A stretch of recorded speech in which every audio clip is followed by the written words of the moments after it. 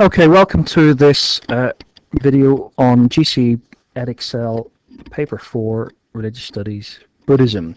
We're looking at the life of the Buddha, in particular what are called the Acts of the Buddha from this great epic poem from the 1st, 2nd century. In this video we're looking at the conception of the Buddha and some basic things about the conception of the Buddha.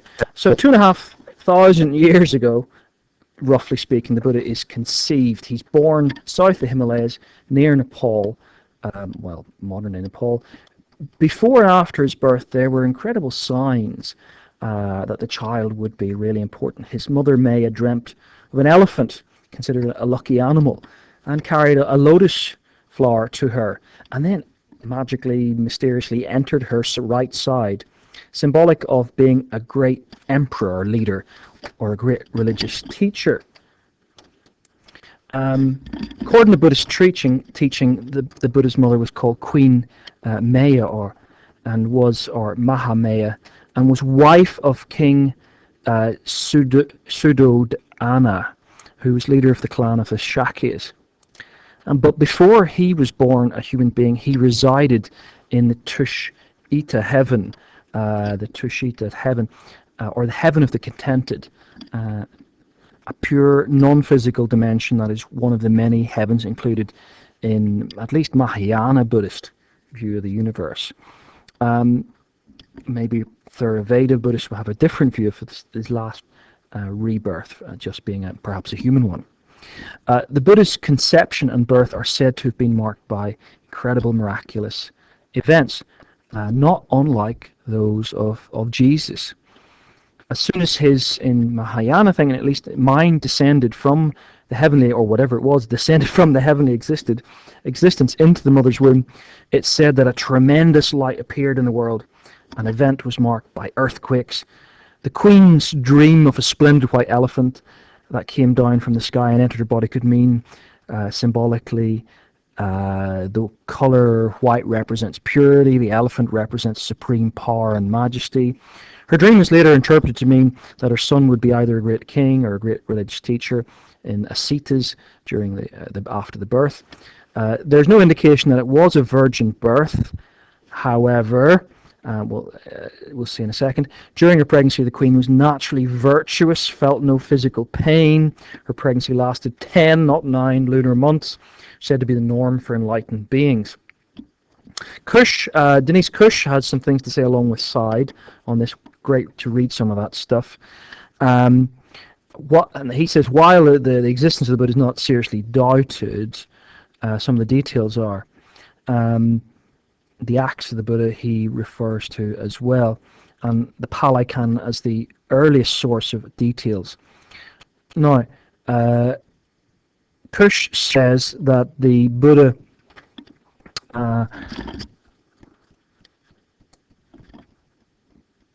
as someone who was rebirthed, not reincarnated.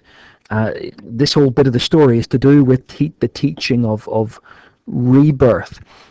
In the Pali Canon of Theravadins, there are lots of events around the Buddha's life, and especially rebirth. There were other people at the time who believed in rebirth, like the Jains and its founder Makula Kosala, but who did not believe in karma. In the course of reincarnations, we are totally ruled by fate and must submit to what happens to us. The Buddha would disagree with this. Purana Kassapa taught that we do nothing with our body can affect our soul. Pukada Katyayana taught the theory of separate elements which cannot affect each other, therefore the soul cannot be killed. These last three are thought to be teaching related to the event and not in chronological order. Even this source, though, was reputedly collected together about 3 months after the Buddha's death, was not actually written down until the 1st century. Therefore, our story of the Buddha's life is obtained partly from the Pali Canon and from these later commentaries. So lots Cush is saying about the origin, and that it's impossible to separate fact and legend from all of this. This idea of myth is important. it's not to be taken in a literal sense, but has a deep religious symbolic truth. Kush points out, and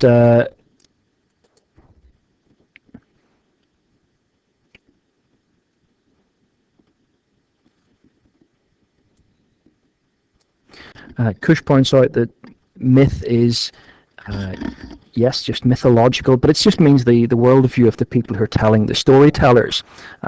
Perhaps the guy who describes the acts of the Buddha, Ashvaghosha, or one of the later retellers.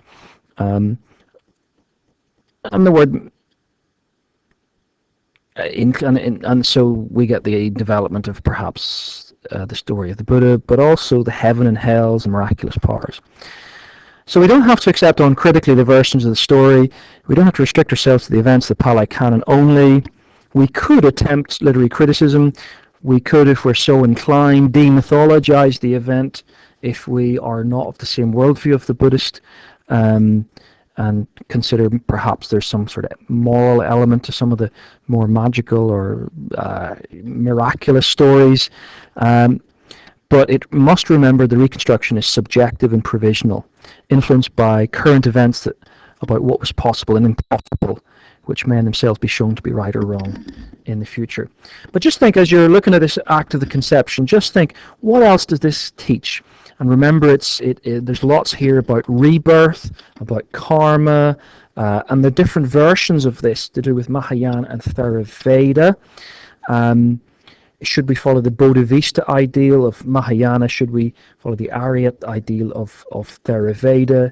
Where was the Buddha in his previous reincarnation? What details of this particular bit of the story would different Buddhists retell? Do we need to dispute the historical events, or do we need to dispute the supernatural events? Do these supernatural events for you undermine the power of the story, or not? What do you agree with? What do you disagree with? Thanks for listening. Listen to the next one on the birth of the Buddha.